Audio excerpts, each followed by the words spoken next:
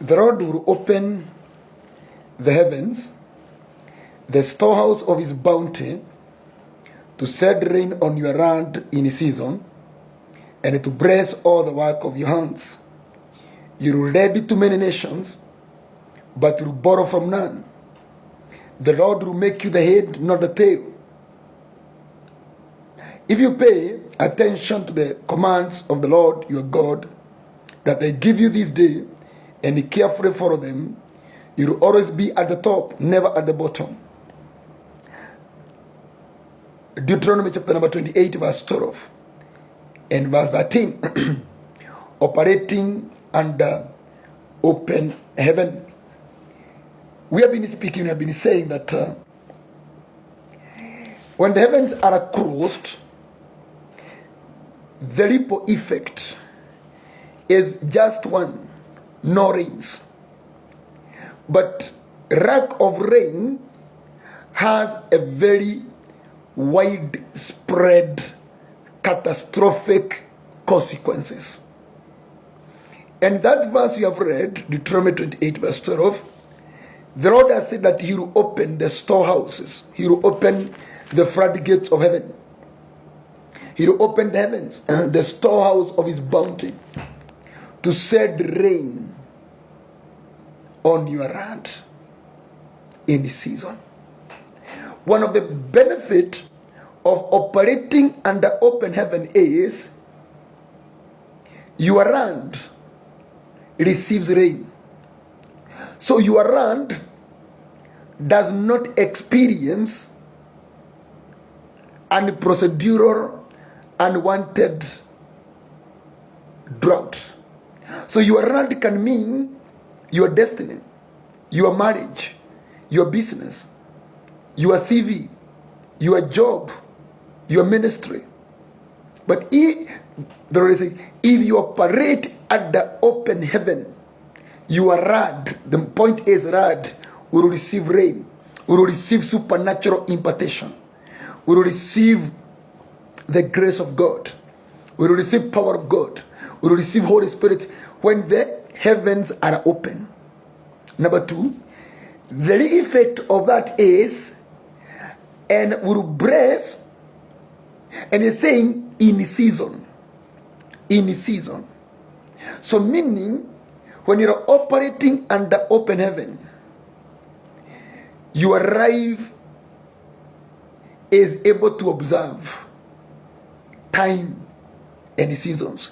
You don't find yourself rushing in life outside your generation. And bless the work of your hands. Wow. When you are operating under open heavens, the work of hands is blessed. You don't work in vain. You don't toil. You don't labor with hardness. You don't experience painful toiling. Because when you are under open heaven, the work of hands gets blessed. This is when you notice you are increasing, you are expanding, you are multiplying, you are enlarging, you are harvesting, you are making profit, you are making gains, you are making progress, because the work of whatever your hands are doing, whatever it is, it has an impartation of prosperity. You will bless the work of your hands. Notice something else here. He says, you're ready to many nations, but you borrow from none. When you're operating under open heaven, you experience what we call self-sufficiency. You don't experience scarcity. You have even surplus. You borrow from none, but you're ready to many nations. Meaning, when you're operating under open heaven, you have more than enough. You experience abundance. You experience overflow. You experience multiple sources of income. Because that word must apply. You borrow from none, but you're ready to many. Meaning, if you're ready to many, you have sufficiency and you have surpluses, because you cannot read when you are in scarcity. You read when you are in surplus. You read when you have more than you need. So the concept of operating under open heavens cannot be adulterated by anybody. Look here, something else is saying, if you should be operating under the open heaven, you're saying the Lord will make you the head and not the tail. Another thing that we enjoy when we're operating under open heaven is that we experience promotions, we experience uplifting, we experience exhaustion, we experience leadership positions, we become pioneers, we become inventors. You know, we become inventors, we invent things, because the Bible has said, if you're under open heaven, you will only be the head, not the tail. You are always the first. You are always at the forefront. You are always at the best. You are always just the best that is there. Yani, you don't experience unnecessary competition. So the keyword is under open heaven. You only become the head, not the tail. Wow, I love that. Something else of importance we need to note there is in verse 13 towards the end. He is saying, you will always be at the top, never at the bottom. When you are operating under open heaven, you always operate at a very high ranking position. You're always at the top. You never go down. You move from one level of grace to another level of grace. You move from glory to glory. You move from magnificence to the magnificence. You will only be at the top, not at the bottom, no matter what. So the key word is operating under open heaven. If then those are the blessings of operating under open heaven, the question is, how do we open our heavens? We have been seeing them. We had the series number 1, number 2, number 3. This is number 4.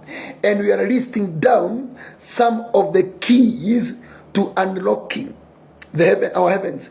And here the key is obedience. Obedience. He is saying, if 13b, if you pay attention to the commands of the Lord your God that I give you this day, and carefully follow them. Obedience. Deuteronomy 28 verse 1. If you fully obey the Lord your God and carefully follow all his commands that I'm giving you today, the Lord your God will set you high above all the nations on earth. And all these blessings will come on you and accompany you if you obey the Lord your God. The condition is obedience. Heeding, adhering to the will of God. If there is something this generation is struggling with, is adopting and admitting in their lives the will of God. We are so resistant and very rebellious to what the Lord wants. We actually have noted we are the one who are fashioning for God what he should do. We are the one who are instructing God in our days what he should do. But the Lord has said, you want to walk at the open heavens? And when you walk at the open heavens, these blessings will come upon you. Obey. If you obey, if you fully obey, there is nothing you can replace with obedience. Nothing. There is no replacement of obedience. If the Lord has said the key is obedience, just obey God. Has he ever given you a dream? Has he ever given you a vision? Has he ever given you a prophetic word that to date either you disregarded or you did not even see the value of it? You can only walk at the open heavens if you know how to obey God. Even if it is not pleasant to you, to obey is better than to offer sacrifice.